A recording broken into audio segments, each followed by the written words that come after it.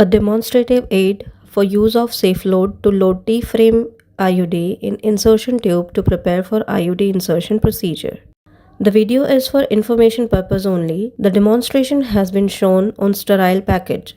The insertion of IUD should be done by or under the supervision of trained healthcare professional, physician or gynecologist. The process of loading of device must take place in the sterile pouch. The very first step is to open the pouch till halfway to the blue flange positioned on the insertion tube. Now hold the tube near the blue flange with one hand and the safe load with another. We have to push the insertion tube with T into the safe load. Now we will pull the insertion tube till it come out of the safe load, ensuring end of its vertical arm remain inside the tube. Now the insertion tube has to be slightly lifted upward with vertical arm of the T-frame.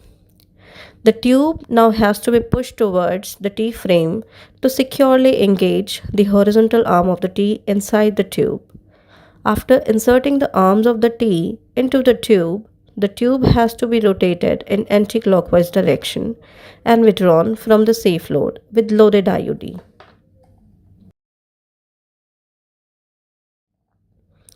Advantages.